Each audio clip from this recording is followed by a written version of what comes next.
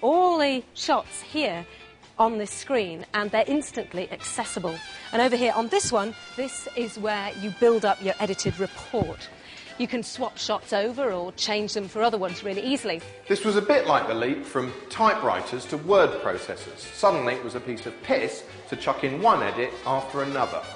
The logical conclusion is the hyper-edited bombardment you get in frenetic MTV dating shows like this. It's also enabled reality shows to exist, because now it's possible to go through 24 hours of footage and condense it down to 1 hour of highlights in time for transmission the next day.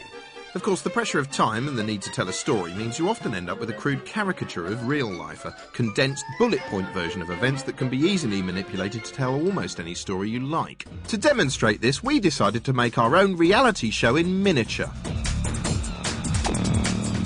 Day 1 in the Screenwipe house.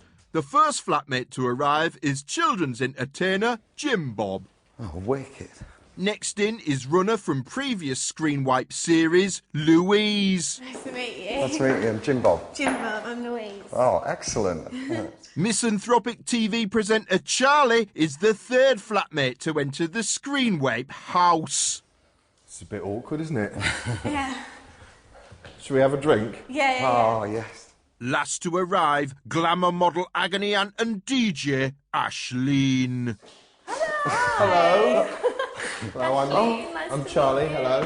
What we've ended up with is hours of fairly nondescript footage of us all standing around and jabbering. It's shot from 3 angles, here, here and here.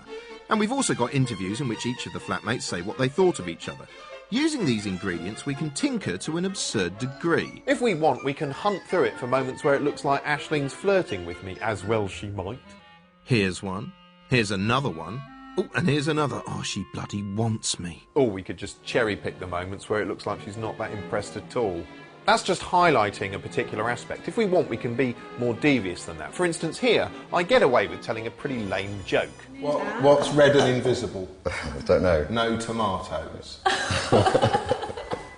But if we want, we can join the start of that moment to another moment that actually happened later on, and suddenly I seem to die on my arse.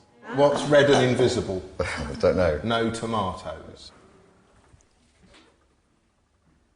We can also use one piece of footage to illustrate 2 completely different points. For instance, here's a shot of me talking and them listening. Doesn't tell you much, but if we run it in conjunction with a positive-sounding soundbite, suddenly it takes on a different meaning. And he's quite attractive in a kind of weird, quirky way. He's very engaging.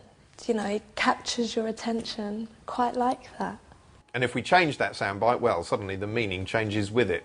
God, where to start? It just goes on and on and on and on, and he just takes everything out of context and onto a whole different tangent, and it's just like, yabba, yabba, yabba.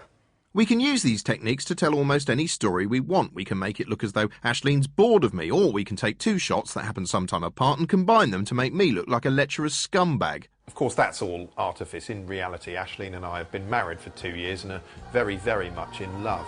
Ever and ever, forever and ever, you'll be the one that shines on me like the morning sun.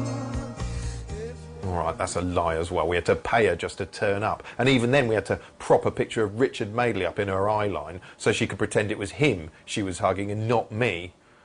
God, I don't know what it is. The pussy loves that Madeley. I can't say that.